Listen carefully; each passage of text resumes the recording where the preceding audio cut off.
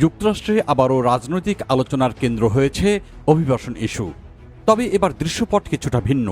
আগের মতো টেলিভিশনের সামনে নাটকীয় অভিযান বা রাস্তা জুড়ে সংঘর্ষ কমে এসেছে।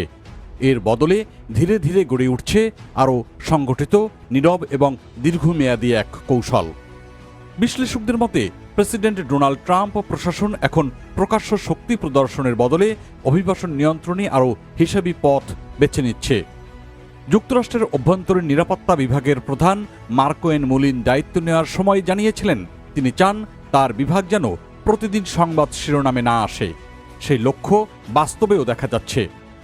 আগের প্রশাসনিক ধাঁচের তুলনায় এখন কম দেখা যাচ্ছে বড় ধরনের জনসম্মুখ অভিযান বা সামাজিক যোগাযোগ মাধ্যমে প্রচারিত নাটকীয় গ্রেপ্তার দৃশ্য।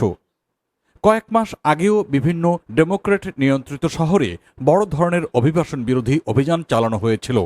সেই সময় বিক্ষোভ, সংঘর্ষ এবং সহিংস পরিস্থিতি তৈরি হয়।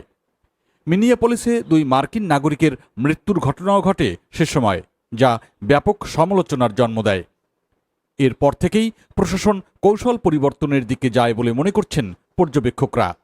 এখন প্রকাশ্যে বড় অভিযান কম চালানো হলেও অভিবাসন আইন প্রয়োগ বন্ধ করা হয়নি, বরং প্রশাসন বলছে তারা আরও নীরব এবং কার্যকর উপায়ে কাজ করছে।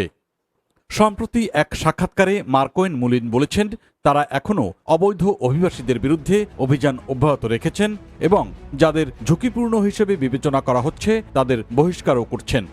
তবে পুরো প্রক্রিয়াটি আগের তুলনায় কম প্রচারমুখী। তথ্য অনুযায়ী সাম্প্রতিক মাসগুলোতে ইমিগ্রেশন অ্যান্ড কাস্টমস এনফোর্সমেন্ট বা আইসির গ্রেপ্তার সংখ্যা কিছুটা কমেছে। জানুয়ারিতে যেখানে ৭২,০০০ মানুষ অভিবাসন আটক কেন্দ্রে ছিলেন, সেখানে বর্তমানে সেই সংখ্যা কমে প্রায় ৫৮,০০০-এ নেমে এসেছে। তবে প্রশাসনের দীর্ঘমেয়াদী লক্ষ্য এখন আগের মতোই উচ্চাভিলাষী। আইসির বাজেট নথিতে বলা হয়েছে চলতি বছর ও আগামী বছর মিলিয়ে প্রায় ১০ লাখ মানুষকে বহিষ্কারের পরিকল্পনা রয়েছে। এই লক্ষ্য পূরণে বিপুল অর্থ বরাদ্দ করা হয়েছে।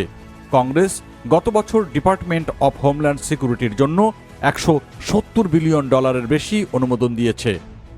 প্রশাসন এরই মধ্যে বিভিন্ন অঙ্গরাজ্যে ১১টি বড় গুদাম ঘর কিনে আটক কেন্দ্র হিসেবে ব্যবহারও শুরু করেছে। বিশ্লেষকরা বলছেন এটি শুধু অস্থায়ী অভিযান নয়, বরং দীর্ঘমেয়াদী অবকাঠামো গড়ে তোলার প্রচেষ্টা। এদিকে অভিবাসী অধিকার সংগঠনগুলো নতুন উদ্বেগের কথা বলছে। তাদের মতে প্রশাসন এখন সাময়িক আইনি সুরক্ষা পাওয়া অভিবাসীদের উপর বেশি গুরুত্ব দিচ্ছে। অনেকের অস্থায়ী সুরক্ষা বাতিল করে তাদের বহিষ্কারের ঝুঁকিতে ফেলা হতে পারে। অন্যদিকে অভিবাসন বিরোধী গোষ্ঠীগুলো বলছে শুধু গ্রেপ্তার নয়, অভিবাসীদের কাজের সুযোগও সীমিত করতে হবে। সব মিলিয়ে যুক্তরাষ্ট্রের অভিবাসন নীতিতে এখন নতুন বাস্তবতা তৈরি হচ্ছে।